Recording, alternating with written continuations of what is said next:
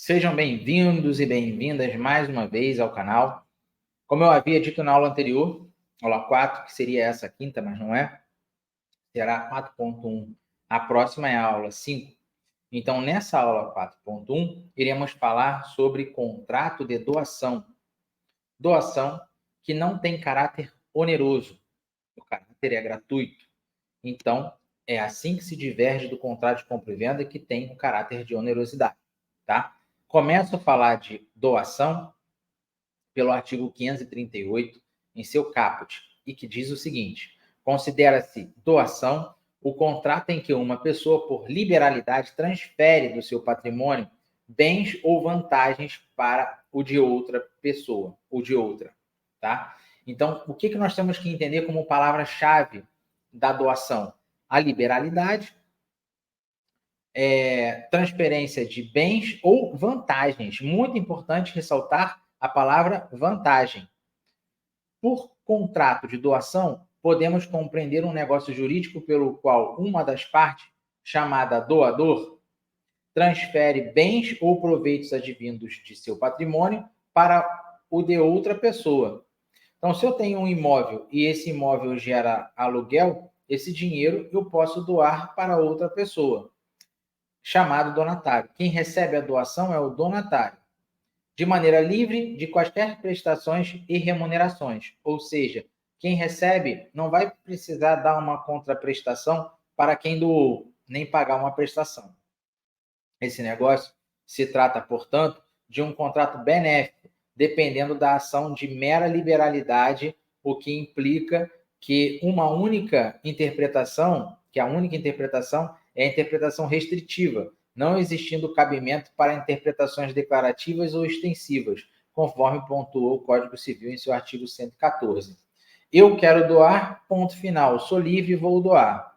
Obviamente que eu vou doar o que é meu, o bem ou vantagens. De repente, essa vantagem pode ser interessante para a pessoa que receba, possa adquirir algum patrimônio através dessa vantagem. Eu dei exemplo em sala de aula, falando que uma pessoa recebeu um documento que lhe daria uma garantia de enfrentar uma fila em um determinado município para poder concorrer nessa fila o benefício de uma casa própria.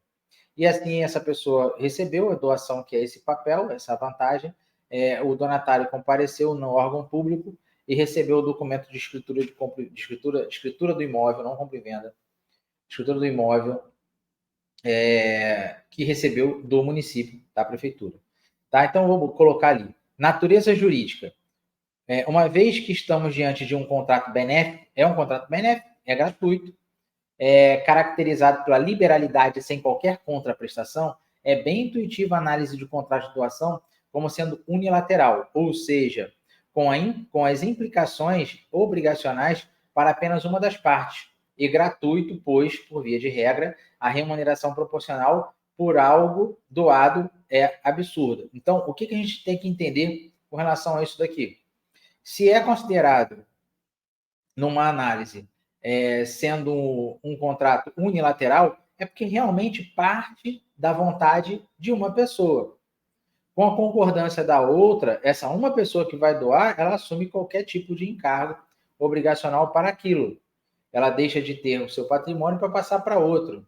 Ela vai arcar com todas as situações. Nada impede que o donatário assuma a responsabilidade, por exemplo, do pagamento do ITCMD, que é um imposto sobre a transferência da coisa doada.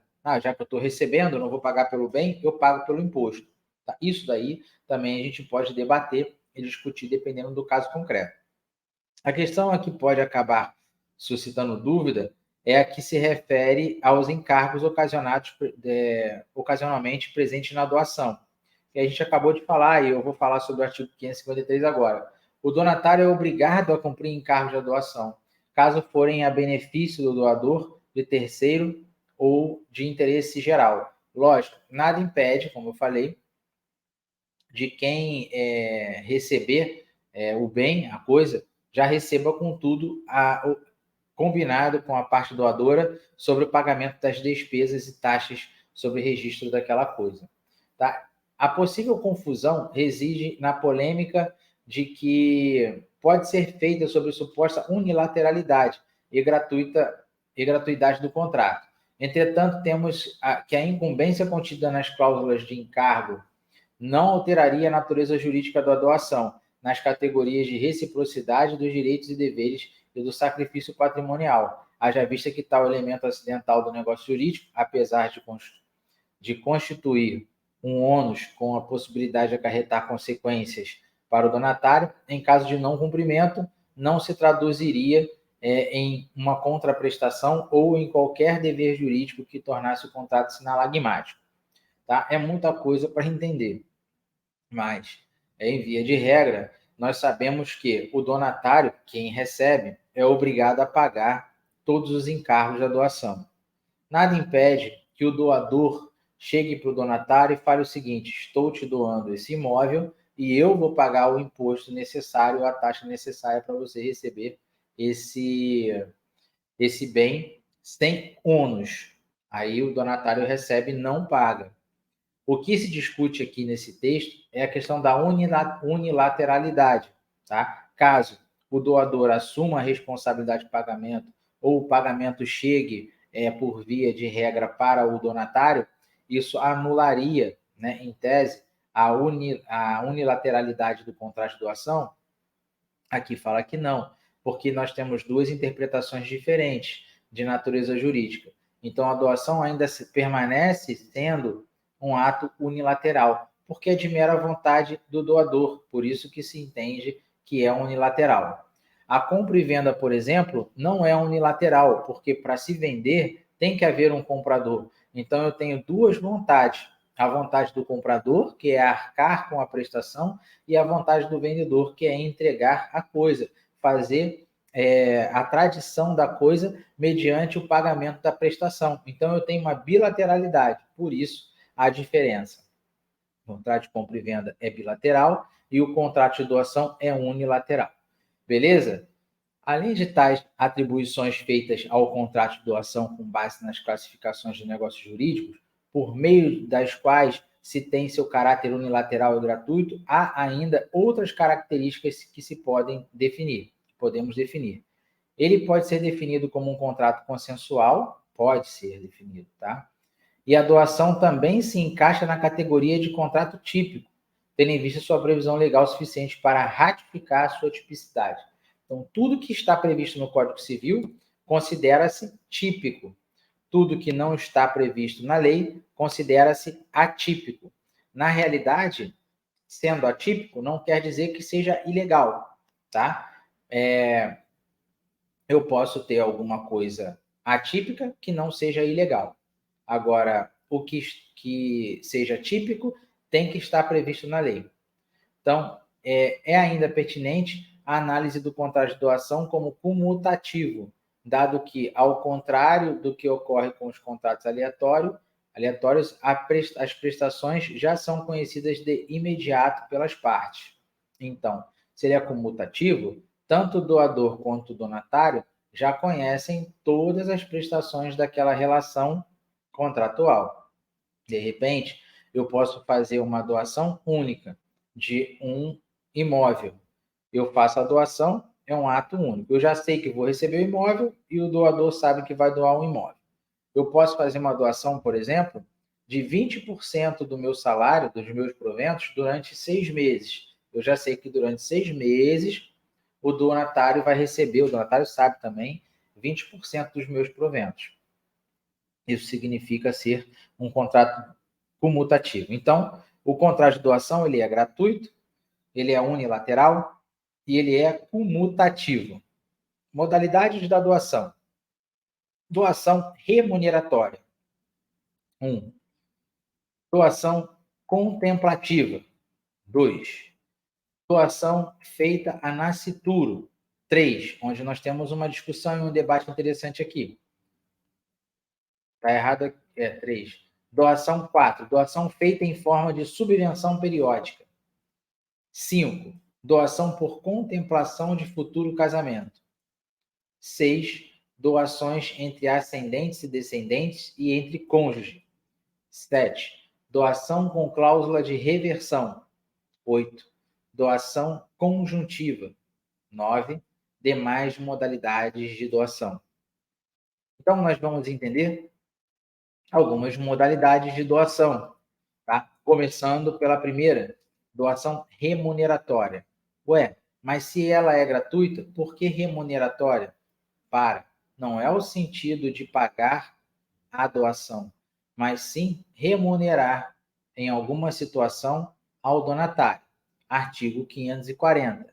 A doação feita em contemplação de merecimento do donatário não perde o caráter de liberalidade, como não perde a doação remuneratória ou agravada no excedente ao valor dos serviços remunerados ao encargo imposto.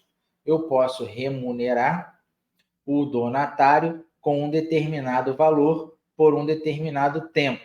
Isso se chama doação remuneratória. Em casos nos quais há serviço prestado pelo donatário, sem a possibilidade deste requerer a prestação, pelo qual se retribui com a liberalidade que exceda o valor de tal serviço prestado, temos uma situação de doação remuneratória. Então, eu falo da questão de prestação de serviços. Eu posso ter um pagamento a mais pela prestação de serviço, uma compensação de valores a maior, que pode exceder o valor da prestação de serviço. Então, se eu tenho uma prestação de serviço com valor fixo e passo a receber uma prestação de serviço com valor excessivo, eu tenho uma doação remuneratória que acresce ao valor principal da prestação de serviço. Tá certo? Eu posso considerar também, em que pese tenha a doação o caráter gratuito, uma via que possa interpretar sobre a existência da doação onerosa. Dentro desse tópico, há umas situações que atestam a pertinência da doação remuneratória. Uma delas se verifica quando há ocorrência de vício rebiditório, ou seja, é aquele vício que já estava previsto dentro da coisa quando é adquirido por outra pessoa, a qual pode ser levada à existência de uma doação onerosa, de acordo com o artigo 441. A coisa recebida em virtude de um contrato comutativo pode ser enjeitada por vícios ou defeitos ocultos que a tornem imprópria ao uso a que é destinada, ou lhe diminuam o valor. Parágrafo único. É aplicável a disposição neste artigo as doações onerosas. Também é fixado pelo Código, no que tange às doações remuneratórias, a impossibilidade de revogação por ingratidão. Então, nessa situação, caso haja uma ingratidão do donatário, não será possível devolver ou anular o negócio jurídico com relação à doação. Artigo 564. Não se revogam por ingratidão as doações puramente remuneratórias. Por fim, temos a não sujeição à colação por parte das doações remuneratórias de serviços feitos aos ascendentes. Então, eu não tenho como considerar a revogação por ingratidão das doações puramente remuneratórias, que podem ser consideradas também doação onerosa, tá? Mas o efeito principal da doação é a gratuidade, ao passo que o contrato de compra e venda é um contrato oneroso. Não se paga para a doação, mas a doação pode ser feita através de pagamentos de valores mensais. Por isso, a interpretação de que a doação ela pode ser considerada como onerosa, tá? Não se onera para conseguir, mas se onera para doar. Essa que é a melhor interpretação sobre onerosidade dentro da doação. 2.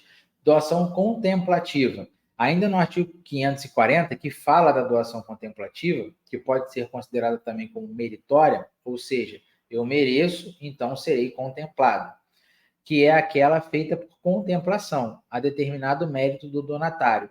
Tal como no caso da remuneratória, a contemplativa não perde seu caráter de liberdade, ainda que se revele que não há o real merecimento por parte do donatário. Para que o donatário, então, receba a doação contemplativa, ele tem que fazer por merecer, demonstrar ao doador que ele merece algo a mais e que por essa razão ele pode doar alguma coisa, ele pode receber uma doação de alguma coisa por ele ser contemplado, é o seu mérito diante de uma determinada atividade. 3. Doação feita a nascituro. Entramos num embate antigo sobre a interpretação da responsabilidade civil do nascituro. Haviam pessoas que entendiam que o nascituro não teria responsabilidade civil. Outros entendimentos dizem que sim, que o nascituro adquire responsabilidade civil. Né? E por que não adquirir uma responsabilidade civil se eu já estou falando aqui de doação para nascituro? Os alimentos gravitícios são previstos porque garantem o direito de um nascituro, né? Então, ou seja, ele também adquire essa personalidade enquanto está no período de gestação. Artigo 542. A doação feita a nascituro valerá sendo aceita pelo seu representante legal. Por nascituro, podemos compreender como aquele que já foi concebido, porém não nasceu ainda. Ou seja, é aquele que está em desenvolvimento no útero da mãe até o seu nascimento, que pode ser nascimento com vida ou natimorto, que é um nascimento com morte. Então, desde a concepção até o nascimento, eu tenho nascituro. Então, por essa razão, esse nascituro, ele tem direitos, sim, ele exerce direitos na vida civil. Em conformidade com o que é dito pela lei, ele poderá receber doação, desde que a sua aceitação seja manifestada por seus pais ou pessoa com incumbência de cuidar de seus direitos, seus interesses, esse último por meio de autorização judicial. Então, a mãe, por exemplo, responde pelo nascituro. Se a mãe não tiver condições de responder, uma pessoa, por via judicial, terá a autorização e a competência para responder em nome desse nascituro que ainda não nasceu. Tá? Esse tipo especial de doação se trata de uma doação condicional, uma vez que a eficácia do contrato se vincula à necessidade do nascimento do donatário, com vida, mesmo que seja somente por um instante, a qual será suficiente para recebimento do benefício que será transmitido aos seus sucessores posteriormente. Então, o nascimento com vida é fundamental para o vínculo dessa doação, mas nada impede de que o doador ofereça a doação para o nascituro. Se o doador pode oferecer a doação para o nascituro, quer dizer que o nascituro tem direitos e ele exerce direitos da vida civil, sim, e adquire personalidade a partir da sua concepção, porque ele tem direitos de receber doação e também tem direitos de receber alimentos. Artigo 542. A doação feita ao nascituro valerá sendo aceita pelo seu representante legal. O nascituro, podemos compreender, está repetido aqui. Doação feita em forma de subvenção periódica. Código Civil, artigo 545. A doação em forma de subvenção periódica ao beneficiado extingue-se morrendo o doador, salvo se esta outra coisa dispuser, mas não poderá ultrapassar a vida do donatário. Então, o donatário é quem recebe a doação. Se ele morrer, se ele falecer, não ultrapassa no direito sucessório. Mas no caso do doador, sim. Tá? Eu posso ter esse tipo de doação na questão da subvenção periódica. Aqui se observa uma doação de abordagem sucessiva, pelo qual existe a fixação de rendimentos a favor do donatário por parte do doador. Por via de regra, tal negócio se extinguirá com a morte de uma das partes, no caso, o doador. E o donatário também, pode ser, ou uma ou outra. Sendo possível, porém, ultrapassar a vida do doador, sem jamais ultrapassar a vida do donatário. Por conta disso, ressalta-se o traço personalíssimo parcial visto na doação de rendas. Então, tratando de pagamento sucessivo mensal, no caso do falecimento do doador, esse pagamento da doação daquele benefício arrolado no contrato pode persistir no tempo, pode percorrer no tempo. Agora, se o donatário falece, se interrompe, não ultrapassa a morte do donatário, não vai adquirir o direito sucessório do herdeiro do donatário. Pelo contrário, ele se encerra. Beleza? Doação por contemplação de futuro casamento. A doação feita em contemplação do futuro casamento, casamento futuro, com certa e determinada pessoa, quer pelos nubentes entre si, ou quer por terceiros a um deles. A ambos, ou aos filhos que de futuro houverem um do outro, não pode ser impugnada por falta de aceitação, e só ficará sem efeito se o casamento não se realizar. Então, a doação por contemplação, ela exige uma condição, tá? Ela vai exigir uma condição oferecida pelo doador, não pelo donatário. Se o donatário não executar aquilo que o doador exige, ele não recebe a doação por contemplação de futuro casamento. Doações entre ascendentes e descendentes e entre cônjuges.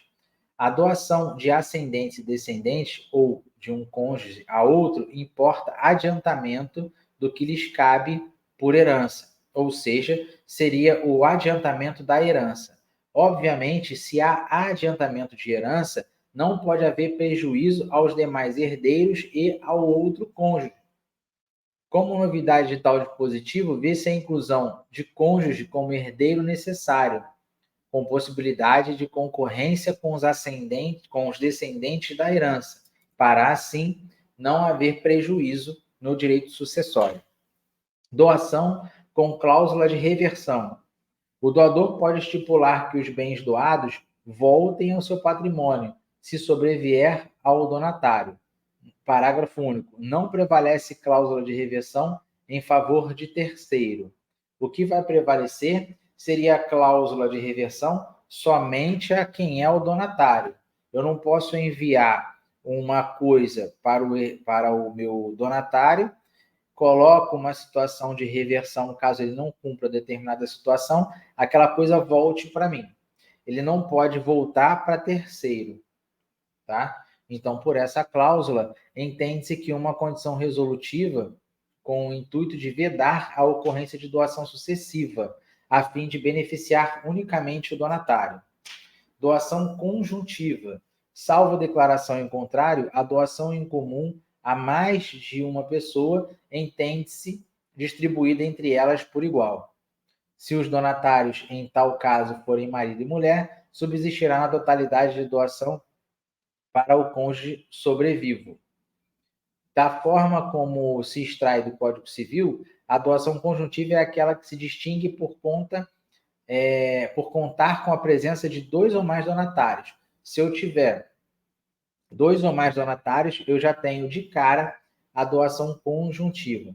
Nesses casos, a divisão é igualitária das cotas referentes à coisa entre os beneficiados e se exemplificando uma hipótese de incidência de presunção relativa. Por ser relativa, uma previsão diferente pode ser estabelecida em contrato naturalmente. Então, eu posso ter uma estipulação de doação conjuntiva que eu posso, inclusive, fazer uma previsão contratual um pouco diferenciada, desde que seja assinado o contrato de interesse dessas partes. Tá? Então, pode haver uma modificação na forma de declaração na doação conjuntiva? Pode, desde que haja uma manifestação contratual de forma natural entre as partes. Demais modalidades de doação. Para além do que já foi explanado sobre os diferentes modos de doação, ainda temos a doação manual, celebrada verbalmente pela entrega, tradição. Eu te dou o celular, toma aqui. Pronto, doação manual. A doação inoficiosa, nula quando a parte excedente do limite que o doador seria capaz de dispor em testamento no momento da liberalidade. A doação universal, também nula por englobar todos os bens, de modo a não deixar a reserva necessária à subsistência do doador. Então, não posso doar tudo que eu tenho que deixar uma reserva de subsistência para mim. A doação do cônjuge adúltero ao seu cúmplice, anulável pelo outro cônjuge ou pelos herdeiros necessários em até 2 anos depois da dissolução da sociedade conjugal. E, finalmente, a doação à entidade futura, que caducará se tal entidade não se construir regularmente até 2 anos. Então, essa entidade ela tem que ser construída dentro de um prazo legal para que ela possa receber a sua doação. Tá? São várias espécies aí, várias modalidades de doação. Lembrando que para a doação nós temos que constatar a liberalidade e não a obrigatoriedade, e temos que tratar também do efeito gratuito e não oneroso para doar. Obviamente que a doação remuneratória pode ser considerada como doação onerosa, porque fala-se de monetário, de dinheiro, mas a natureza jurídica dela sempre vai ser gratuita, porque eu tenho liberalidade para oferecer uma coisa para outra pessoa de forma gratuita. A outra pessoa recebe de forma gratuita, tá? Até o pagamento, quando se paga, a outra pessoa não recebe porque produziu, ela recebe porque outra pessoa produziu por ela e está pagando uma remuneração. Revogação da doação. O Instituto da Revogação da Doação é versado pelos artigos 555 a 564 do Código Civil e se coloca como direito potestativo em prol do doador. Logo, no artigo 555 são dados os 2 motivos pertinentes a uma eventual revogação de doação. A doação pode ser revogada por ingratidão do donatário ou por inexecução do encargo. Tá? Se eu tenho aquela doação por encargo e precisa se executar algo para obter a doação, não há execução, então ela pode ser anulada. Destacam-se aqui condições vinculadas à possibilidade ou não de revogação por ingratidão presente no artigo 557 e 564. 557. Podem ser revogadas por ingratidão as doações. Aí relaciona do inciso 1 ao inciso 4. 564. Não se revogam por ingratidão. Então, eu tenho situações que podem cair na sua prova que são revogadas por ingratidão e tenho situações que não podem ser revogadas por ingratidão. Para finalizar, já caminhando para o finalzinho aqui, nossa última colocação, né, para finalizar, caminhando para o final, na redundância. O que é importante vocês saberem sobre doação, tá? Esse sendo o último slide aqui. A natureza inicial é liberalidade, não se paga para obter a doação, né? Não se compra a doação, nós não estamos falando de onerosidade. Ela só é onerosa quando se paga, quando isso é remuneratória, mas ela surge de uma forma liberal, sem custo, né? sem ônus. Aí sim, quem recebe é que vai ter que arcar com determinado ônus para receber aquela coisa, aquela doação. Ou o doador oferece tudo já pagando todos os custos. Importante, a diferenciação entre artigo 557 e 564 pode cair na prova de vocês. Por que pode? Porque nós tratamos de revogação de doação. Nós falamos sobre como se faz a doação e agora nós estamos falando sobre a revogação da doação. Beleza? Fechamos então aí mais uma etapa, 4.1. Agradeço a presença de todos vocês, a dedicação de tempo, e vamos acompanhar a aula 4.1 e agora, finalmente, a aula 5, tá? Caminhando para o final da ementa de Direito Civil 3. Um grande abraço e até a próxima aula.